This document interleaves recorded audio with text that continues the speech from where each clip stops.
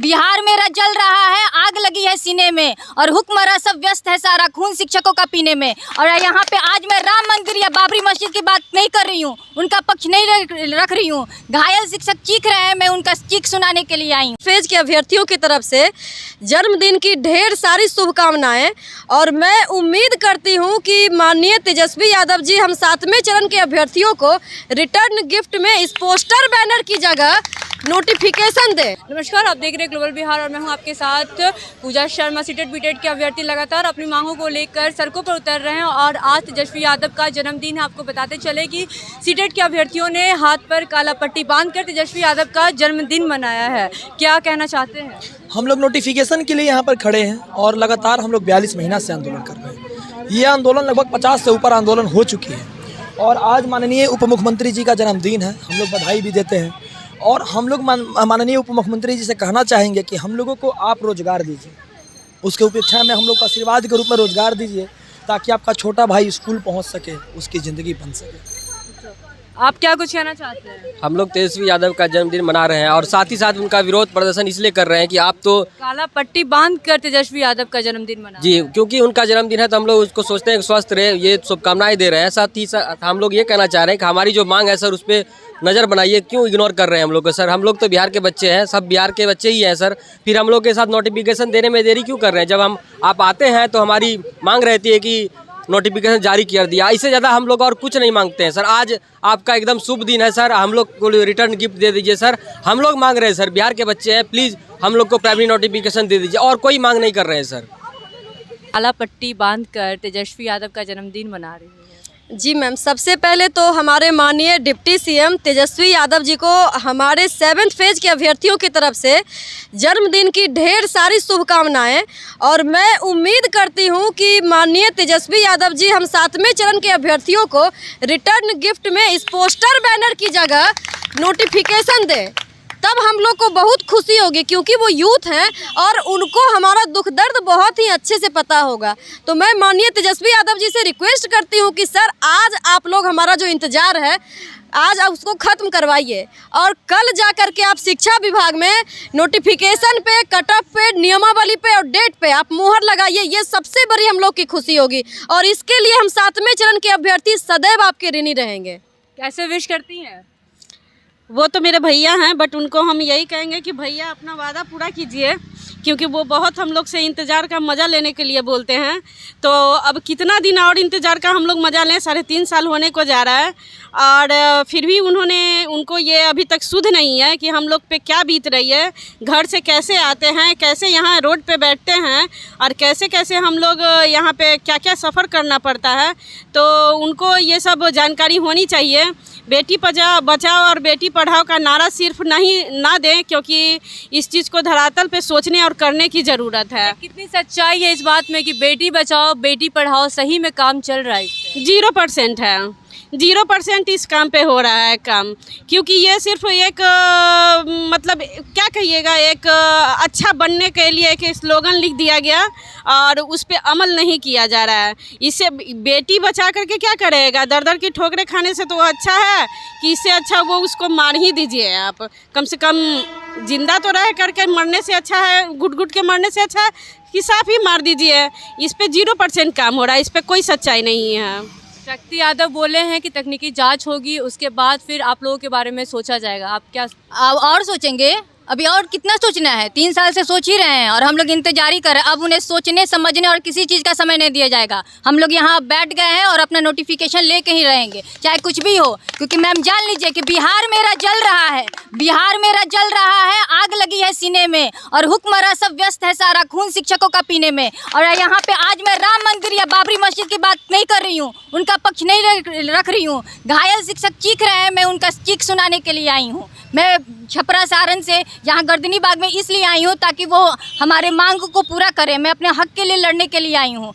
उनको क्या लगता है कि वो बस केवल बयानबाजी करेंगे या उनके विधायक, उनके प्रवक्ता जो भी हैं वो आगे कुछ बोल जाएंगे और हम लोग चुप हो जाएंगे? तो ऐसा कदापि नहीं होगा और अब तो बिल्कुल भी नहीं होगा।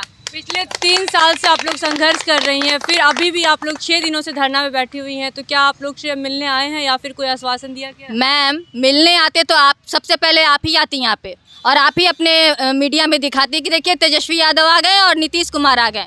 अगर वो आते तो हम लोग यहाँ पे क्यों बैठते हैं? अच्छा, कब तक ऐसे ही बैठिएगा सर को? जब तक, देखिए मैम, जब तक जान तब तक ये काम करेंगे, ठीक है? जब तक अगर उनको वो सोच रहे हैं कि हाँ हम लोग यहाँ पे अपना प्राण दे दें तो प्राण भी देंगे, भूख हड़ताल भी करने के लिए हम लोग तैयार हैं, लेकिन हम लोग अपना विज्ञप्ति लेके ही जाएंगे इस बार, चाहे कुछ भी हो जाए। अच्छा, जिस तरह से काला पट्टी आप लोग बांध के बैठी हुई हैं, 5 सितंबर को भी आप लोग काला पट्टी बांध के रही, क्या उद्देश्य है?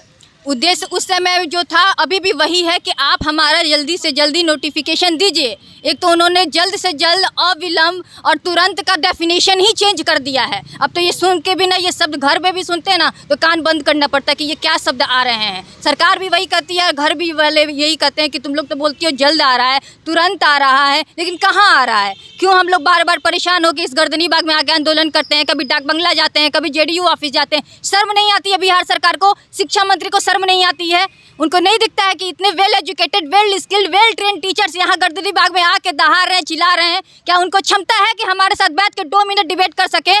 उनकी बिल्कुल भी क्षमता नहीं है। एक शब्द मुंह नहीं खोलेगा, एक प्रश्न मेरा रहेगा ना तो वो बिल्कुल मुंह बंद करके बैठे रहेंगे, क्योंकि उनमें इतनी काबिलियत नहीं है। वो इतने ट्रेंड, वेल स्किल्ड ना वेल ट्रेंड है मैम। उनका तो उनको लगता है डिग्री भी फर्जी है। आके मेरे से, मैं खुला चैलेंज देती हूँ, 2 मिनट मेरे से बात करें, उनको सच्चाई नहीं पता चल जाएगा तो कहिएगा। आप कहना चाहते हैं कि शिक्षा मंत्री की जो डिग्री है वो फर्जी है, लेकिन शक्ति यादव तो कहते हैं कि आप लोग भाजपा के एजेंट है, क्योंकि जो ओरिजिनल अभ्यर्थी होंगे वो इस तरह से धरना नहीं करेंगे, वो इंतजार करेंगे थोड़ा, और वो समझते हैं कि तेजस्वी यादव सरकार में है तो आप लोगों की मांगे पूरी की जाएगी। अब देखिए, कहेंगे लोग मैं बीजेपी के एजेंट हूँ तो मेरा पूरा नाम सुन लीजिए। रानी मित्रा यदुवंशी, मैं यादव कुल से हूँ, कृष्ण के खानदान से बिलोंग करती हूँ, तो मैं कोई बीजेपी के एजेंट नहीं हूँ। और मैं वेल एजुकेटेड लड़की हूँ, पढ़ी लिखी हूँ, शिक्षित हूँ, इसीलिए मैं अपना हक मांगने के लिए यहाँ गर्दनी बाग आई हूँ। तो ये सब जो है बोलबाजी को बंदी करवा दीजिए आप लोग, तो ज़्यादा अच्छा रहेगा। क्या कुछ कहना चाहेंगे?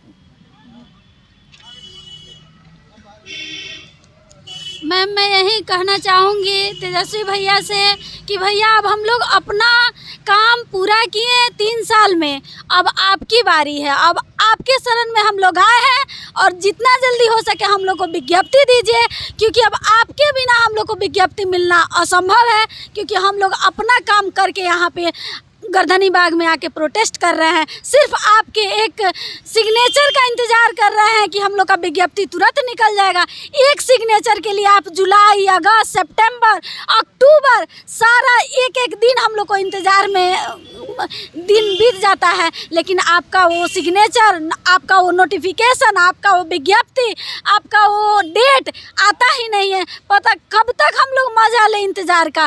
बच्चा, परिवार, सब चीज़ देखना है, बच्चे का परवरिश करना है। अगर जिसके घर में हस्बैंड प्राइवेट जॉब करता हो और उसके घर में आगमन पैसा का कोई स्रोत नहीं हो, वो कहाँ से अपना घर का परवरिश करेगा? कहाँ से अपने बच्चे को पढ़ाएगा?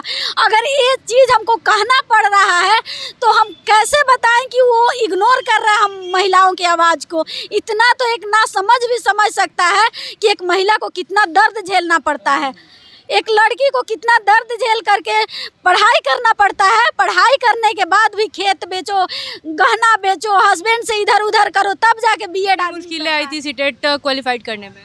जी, क्या कितनी मुश्किलें आई थी सीटेट क्वालिफाइड करने में? मैम, मैं तो बहुत मुश्किलें झेली हूँ, क्योंकि मेरा 4 साल का बच्चा है और मैं उस बच्चे को ले करके रात भर पढ़ाई करती थी।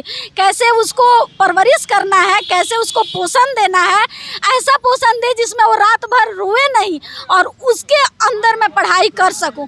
ऐसा मैं उसको सोच के सुलाती थी ताकि मैं रात भर जग के पढ़ाई की और आँख फोड़ के ऐसा पढ़ाई की, तब मेरा सीटेट निकला। कोई यूं ही सीटेट नहीं निकला है। सीटेट के पीछे काफ़ी कहानियां हैं मेरी, मैं अभी बयान नहीं कर सकती हूं।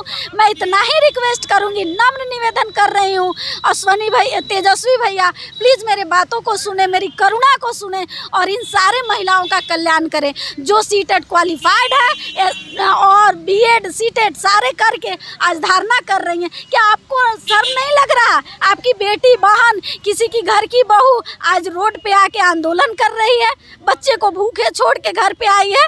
क्या आप नहीं समझ रहे हैं? अगर नहीं समझ रहे हैं तो आपके अंदर थोड़ा भी इंसानियत नहीं है। काला पट्टी बांध कर बैठी हैं अपनी मांगों को लेकर। जी मैम, जहाँ तक देखा जा रहा है कि काला पट्टी हम लोग बांधे हुए हैं, विरोध का प्रदर्शन, काला मिस होता है या अंधकार, ये सरकार जो है अंधकार में है, क्योंकि देख ही रही है गठबंधन की सरकार जब तक बनी है तो ये हमारे वैकेंसी के बारे में बिल्कुल बात ही नहीं करना चाहते हैं। और तेजस्वी जी का अर्थ बर्थडे। ये थे सीटेट के अभ्यर्थी जिनकी आर्थिक स्थिति भी ठीक नहीं है और ये चंदा कर आज तेजस्वी यादव का जन्मदिन मनाए हैं, उन्हें शुभकामनाएं दी हैं और साथ ही साथ उनसे गुजारिश भी की है कि इनकी 7th फेज़ की नोटिफिकेशन जारी करें ताकि ये अपनी स्थिति सुधार सके और विद्यालय में जाकर शिक्षक बन सके और बच्चों को पढ़ा सके। और क्या कुछ कह रहे थे वो तो आपने सुना ही। ऐसी तमाम अपडेट्स के लिए देखते रहें ग्लोबल बिहार। अगर आप हमारे चैनल पर नए हैं तो हमारे चैनल को लाइक करें, शेयर करें और सब्सक्राइब करें। शुक्रिया।